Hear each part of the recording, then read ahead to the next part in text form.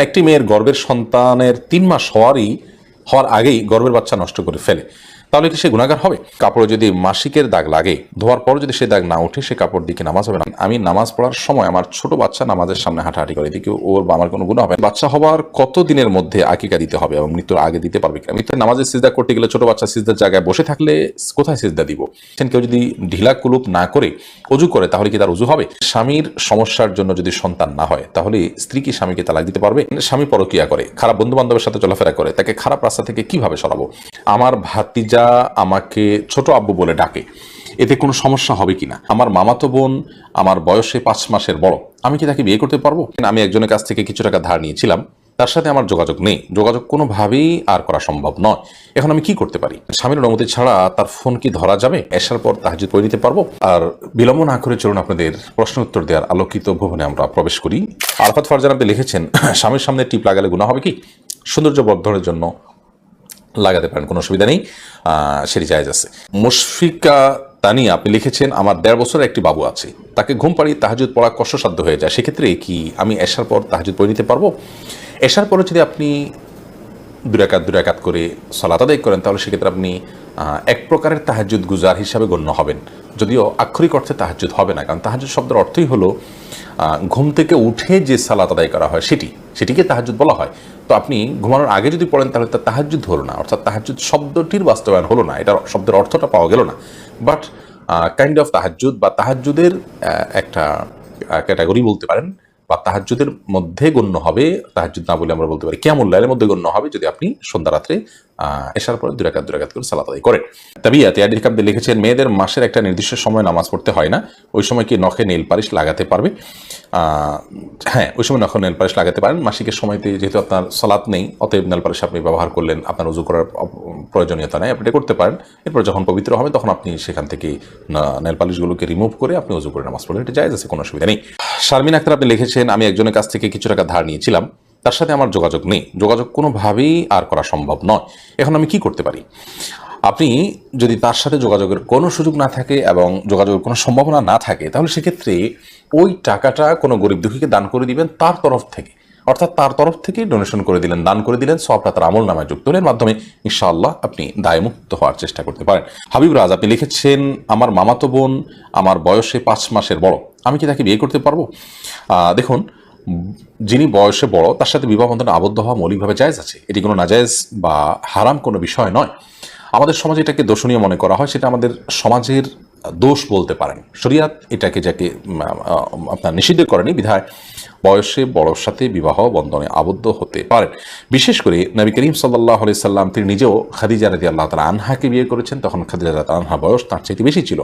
এখান থেকে বোঝা যায় নিজের চাইতে বয়সে বড় কাউকে বিয়ে করাটা শরিয়া দৃষ্টিকোণ থেকে মৌলিকভাবে অনুমোদিত, এটাকে দোষণীয় মনে করাটা বরং দোষের বিষয়। জোস মাসুম মামুন এআইডি থেকে আপনি লিখেছেন, আমার ভাতিজা আমাকে ছোট আব্বু বলে ডাকে, এতে কোনো সমস্যা হবে কিনা? দেখুন, আপনার ভাতিজা যদি আপনাকে ছোট আব্বু বলে ডাকে, তাহলে সেক্ষেত্রে মৌলিকভাবে কোনো অসুবিধা নেই, কারণ আমাদের দেশে অনেক এলাকাতে চাচাকে ছোট বাবা বলা হয়। ছোট বাবা বলা হয় এটা রূপক অর্থে, তাকে সত্যিকারের পিতা মনে করে বাবা বলা হয় না।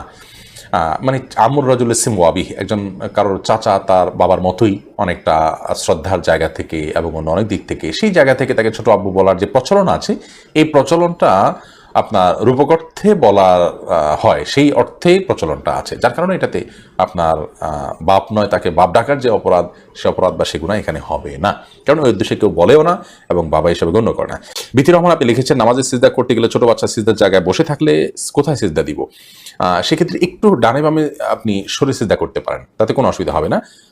একটু এক কদম ডানে সরে গেলেন বা এক কদম বামে সরে গেলেন কিংবা এক কদম পেছে সরে গেলেন, কোনো অসুবিধা নেই। আর যদি কোনোই জায়গা না থাকে, তাহলে এক হাতে আলতো করে বাচ্চাকে একটু সরিয়ে তারপর আপনি সিজদা করতে পারেন, কোনো অসুবিধা নেই। আরোহী ইসলাম আরাভি আপনি লিখেছেন, স্বামী পরকিয়া করে, খারাপ বন্ধু বান্ধবের সাথে চলাফেরা করে, তাকে খারাপ রাস্তা থেকে কিভাবে সরাবো? এক্ষেত্রে স্বামী স্ত্রীর মধ্যকার যে ভালোবাসা আছে, সেই ভালোবাসাটা হলো সবচেয়ে বড় অস্ত্র, সেই অস্ত্রটি ব্যবহার করা উচিত।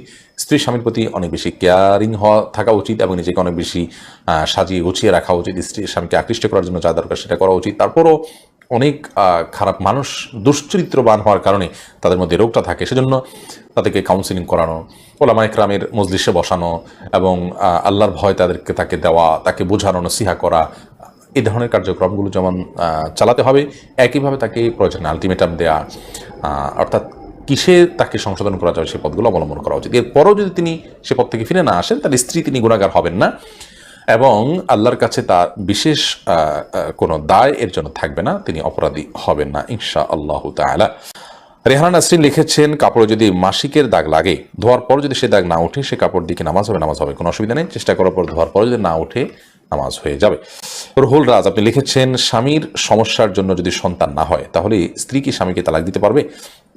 স্বামীর সমস্যার জন্য সন্তান যদি না হয়, তাহলে সেক্ষেত্রে স্ত্রী স্বামীর কাছ থেকে বিচ্ছেদ হওয়ার আপনার দাবি তুলতে পারে যৌক্তিক কারণের ভিত্তিতে।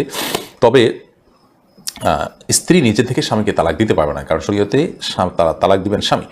ওর ভিতরে তালাকের সুযোগ রয়েছে স্ত্রীর, সেটা ও স্বামীকে তালাক দেওয়া নয়, নিজের নফসের প্রতি নিজে তালাক গ্রহণ করা, সেটা শর্ত সাপেক্ষে জায়েজ আছে। এমনি আলামিন লিখেছেন, কেউ যদি ঢিলা কুলুপ না করে অজু করে, তাহলে কি তার উজু হবে? যদি পেশাবের পর পানি ব্যবহার করেন, তারপর আর পানি ফোটা পেশাব ফোটা না বাইর হয়, উজু হয়ে যাবে, ঢিলা করা তার জন্য ফরজ ওয়াজিব নয়। আর যদি আশঙ্কা থাকে, তাহলে সেক্ষেত্রে আশঙ্কা দূর করা পর্যন্ত তিনি অপেক্ষা করা বা যেভাবে হোক এটা করা উচিত। তবে ঢিলা কুলুপ না করে পানি ব্যবহার করলেও পবিত্র হয়ে যাবেন, উজু করলে নামাজ হয়ে যাবে। নুসরাত ইরশাদ বোন আপনার প্রশ্ন পেয়েছে, বাচ্চা হওয়ার কত দিনের মধ্যে আকিকা দিতে হবে এবং মৃত্যুর আগে দিতে পারবে কিনা? মৃত্যুর আগে দিতে পারেন। বড় হওয়ার পর নবী করিম সাল্লাল্লাহু আলাইহি ওয়াসাল্লাম নিজের আকিকাও দিয়েছেন এবং হাদিস দ্বারা বড় হওয়ার পর আকিকা দেওয়াটা প্রমাণিত। এবং আপনার গ্রহণযোগ্য ফোকা একরামের মত হলো যে, যদি কারো ছোটবেলা আকিকা দেওয়া না হয়, বড় হওয়ার পর আকিকা দেওয়া যেতে পারে। আর বিশেষ করে আকিকার ক্ষেত্রে একটা মৌলিক বিষয় হলো যে, সুন্নাহ হলো সপ্তম দিনে আকিকা দেওয়া। সন্তান যিনি জন্মগ্রহণ করেছে সেই দিন থেকে ঠিক সপ্তম দিনে আকিকা দেওয়া হলো সুন্নাহ। আরফাত ফারজান আপনি লিখেছেন, আমি নামাজ পড়ার সময় আমার ছোট বাচ্চা নামাজের সামনে হাঁটাহাঁটি করে, এদিকে ওর বা আমার কোনো গুনাহ হবে না? এতে গুনাহ হবে না। এরপরে মাইদুল ইসলাম সুবর্ণ আপনি লিখেছেন, একটি মেয়ের গর্ভের সন্তানের 3 মাস হওয়ার আগেই গর্ভের বাচ্চা নষ্ট করে ফেলে, তাহলে কি সে গুনাহগার হবে?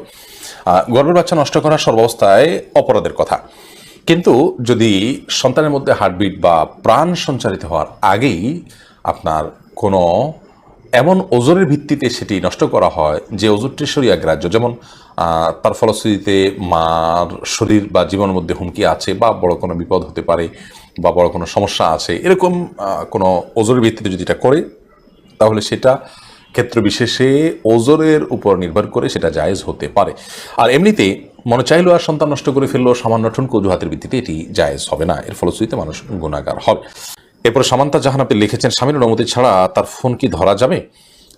ফোনে যদি ব্যক্তিগত বিষয়গুলো থাকে যেগুলো একান্ত তার পার্সোনাল, তাহলে সেক্ষেত্রে তার অনুমতি নিয়ে ধরা উচিত। স্বামী স্ত্রীর মধ্যে এক অন্যের মোবাইল হাতাহাতি করা, মেসেঞ্জার চেক করা ইত্যাদি, এই প্রবণতা আজকাল অনেক বেশি বেড়েছে। একে তো চতুর্দিকে স্বামী স্ত্রী একে অন্যের প্রতি আপনার খেয়ানত করছেন এবং নানা রকমের প্রতারণামূলক আপনার কাজ করছেন, সেজন্য বিশ্বাস হারানোর জায়গা থেকে একে অন্যের আপনার মেসেঞ্জার ইত্যাদি চেক করার চেষ্টা থাকে।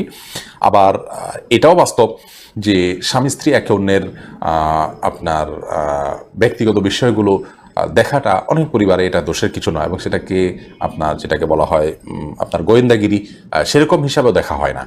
তো এরকম যদি হয়, তাহলে সেক্ষেত্রে দেখতে কোনো অসুবিধা নেই।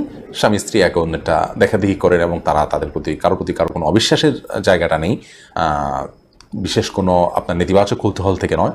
তো সেক্ষেত্রে এটা জায়েজ আছে, কারণ এটা মনঃসম্মতি আছে উভয় পক্ষ থেকে। আদারওয়াইজ এটা যদি না থাকে, তাহলে সেক্ষেত্রে এটা জায়েজ হবে না। কারণ হলো স্বামী হোক আর স্ত্রী হোক, প্রত্যেকের ব্যক্তিগত জীবন বলতে একটা জিনিস আছে।